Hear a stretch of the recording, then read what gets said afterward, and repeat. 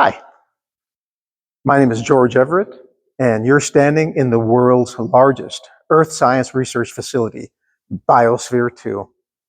Biosphere, where did that name come from?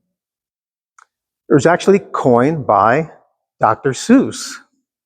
Not that one, not that one. There was Dr. Seuss, who was a geologist in Austria in 1875. He recognized that the activities, the actions of the water, the atmosphere, the land, all work together.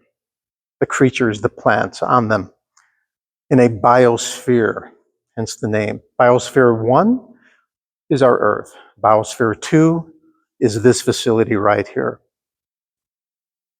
It was conceived in the 1980s and was under construction from 87 to 91, cost $150 million, all financed by one person, Ed Bass, Texas billionaire.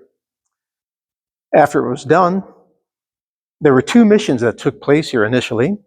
One was for 8 people to be in here for 2 years. And the second one was reduced, 6 people for 6 months. And there was some controversy while the people were in here. The whole goal was to find out, can people sustain themselves in space, on another planet, on a moon? This facility, when it was constructed, entirely isolated from the rest of the planet.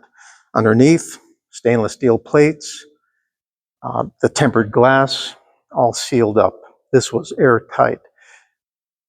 And while the people were in here, for a time they sustained themselves. They had trouble with oxygen after a while, and that's why some of the people say, well, there was a failure, but it really wasn't. A lot of things were learned here. After the missions were over with, Columbia University took it over, and they started doing carbon dioxide studies. Some of the most important carbon dioxide research was done right here in the biosphere. Now, why is this such a great place for studying Earth sciences? Well, if you're an Earth scientist, and you have a choice, you study out in the macrocosm, out in the real world out there, where you can't control variables, but you can see pretty well what's happening. Or you do it in your lab, in a microcosm, where you have absolute control over the variables, but it's a one-off from the real world. Biosphere 2 is a mesocosm. It's the best of both. It's so large, it mimics better the real world, and yet we control the water, the humidity, the airflow, everything that's in here. And so that makes it an ideal research tool, basically. So while the biospherians are in here, this was their garden. Fruit trees, bananas, guavas, lemons, fig trees. They even had coffee. 8 people, 6 plants. That was enough for a cup of coffee every 2 to 3 weeks. It's amazing they lasted as long as they did in here.